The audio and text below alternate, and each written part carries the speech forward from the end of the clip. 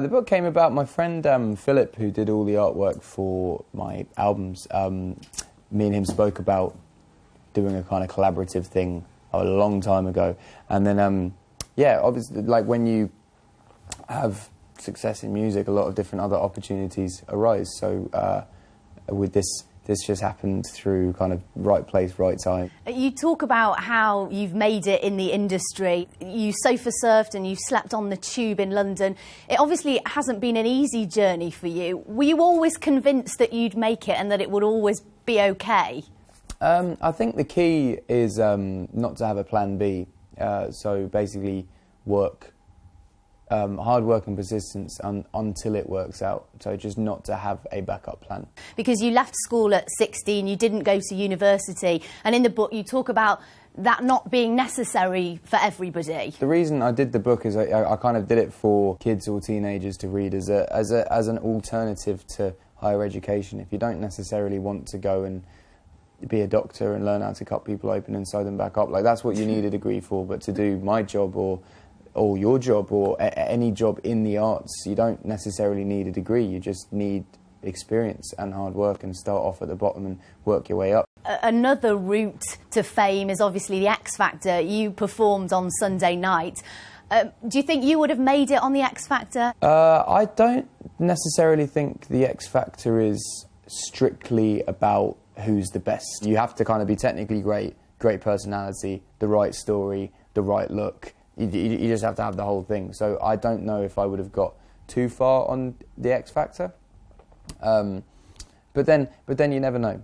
So what do you think about acts like U2 releasing their music for free? I mean, do you think this is the future, or do you think it's very unhelpful for new artists, for artists like yourself? The thing I'd say about U2 is it's very difficult to get to that point and still try and find something new to do. So hats off to them for finding something that no one expected them to do. Kids nowadays like to own an artist. They want to own music, and that doesn't necessarily mean buying it. It just means discovering it and it being theirs.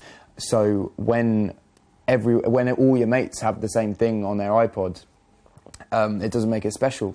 I mean, it was a good idea in theory. It just like from a youth point of view, it just didn't excite the youth. I think it probably just annoyed them. Finally, I've got to ask you about online bullying and trolling. You've had death threats on Twitter. What's that like, and how do you cope with it? Are you able to switch off, or does it get to you? I think I'm different to the regular Twitter user, because I just don't read my mentions anymore, because there's one too many, and two, they can get quite abusive. So I just don't read my mentions. So, but I wouldn't recommend that as a way of avoiding it. Usually, the people who are doing it are like 11 years old and from Slough. Like you kind of view it like that. Like they're not big scary people. I think the way that I saw it is I read a nasty YouTube comment one day, and then I was thinking in my head, do I know anyone that leaves YouTube comments?